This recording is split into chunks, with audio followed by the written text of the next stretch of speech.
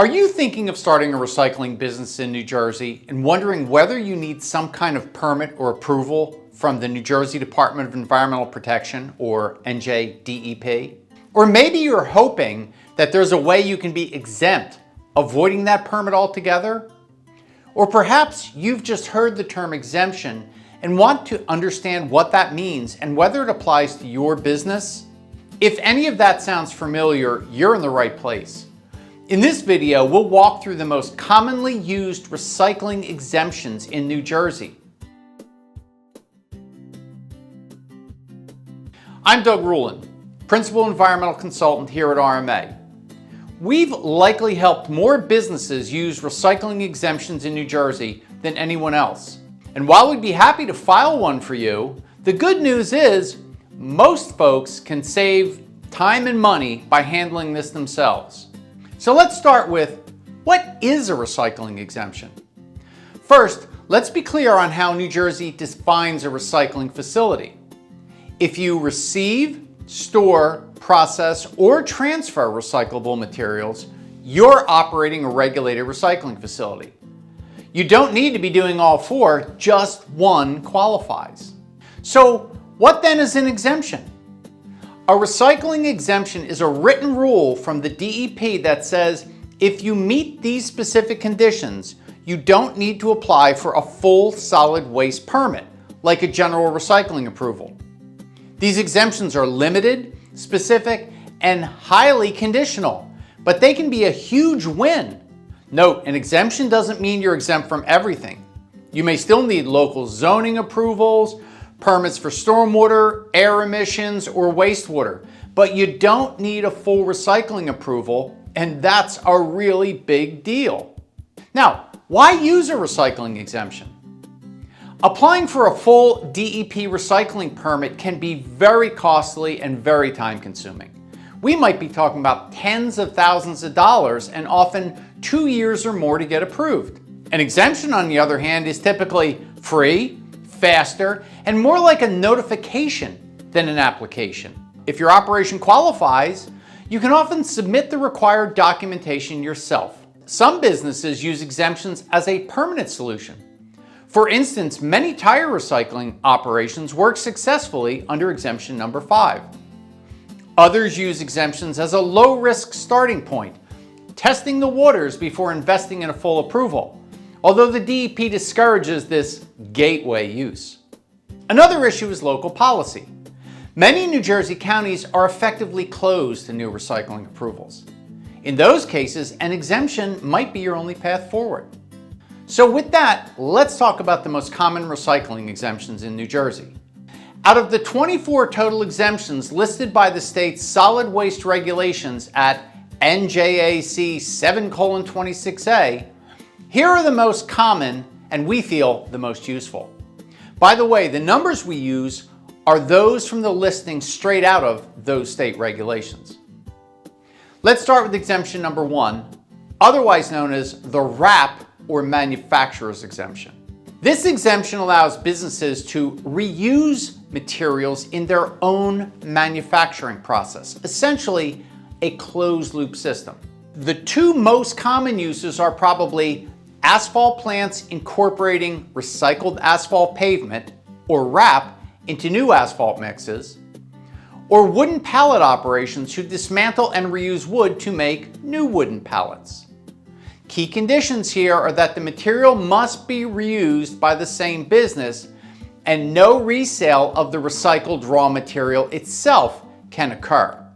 Next is exemption number 3, the tree waste recycling exemption for small-scale operations. This exemption applies to vegetative waste like branches, trunks, limbs, and wood chips. The key conditions of this exemption are a maximum of 7,500 cubic yards is all that can be stored on site at any one time. Material processing is limited to only 4 times a year and each time under 2 weeks. And the materials can't stay on site for more than 1 year. This is often a great fit for landscapers, tree companies, and local contractors not ready for a full Class B permit. Next is exemption number 5, the tire transfer only exemption. This covers the storage and transfer of tires without processing. Key conditions of this exemption are you can receive only a maximum of 5,000 tires per month. Storage of the tires must be indoors or in covered containers or trailers with no outdoor storage piles. And tires must be removed within 1 year of having been received.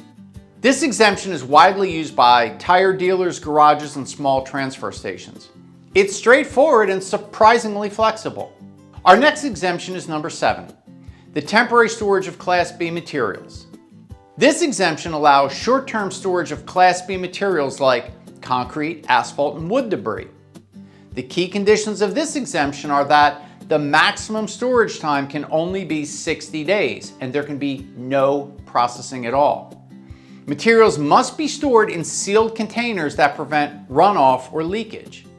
And you must document the origin, quantity, and destination of all material. But this exemption is perfect for contractors needing to temporarily hold material before it's sent to a licensed and approved recycling facility.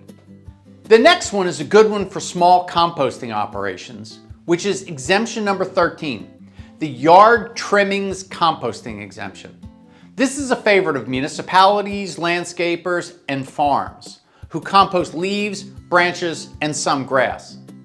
The key conditions of this exemption are that they can handle only a maximum of 10,000 cubic yards per year of those materials, and grass can't exceed 10% of that total volume. Also, compost windrows cannot be placed within 50 or 500 feet from property lines, depending upon zoning. And the operator of the facility must take an approved composting course within 1 year of having been covered under this exemption. And finally, the site must be included in the county's solid waste management plan.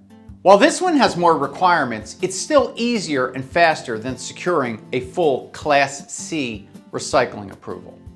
Next is a really popular exemption, and that's number 20, the contractor's exemption. This is ideal for contractors who generate and reuse their own construction debris, like concrete, brick, asphalt, or block. The key conditions of this exemption are that you must generate and reuse the materials yourself. No third-party materials are allowed, and there can be no resale or distribution. This is strictly for your own reuse.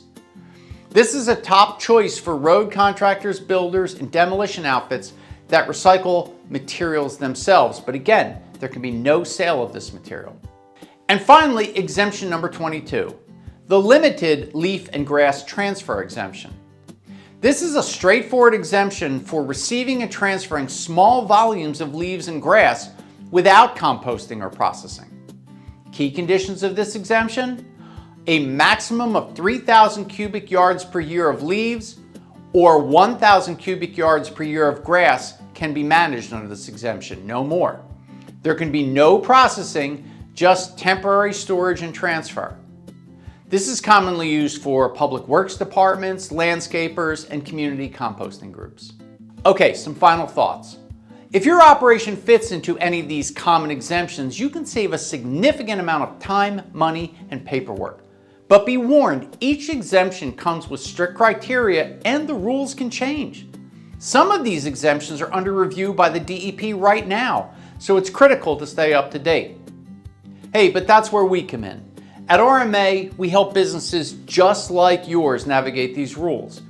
Whether you're going for a recycling approval or trying to determine if an exemption fits, we'll help you figure out the best and most compliant path forward. Still have questions? Reach out by phone, email, or visit our website to schedule a free consultation. We'd love to help you get started in the recycling business here in New Jersey.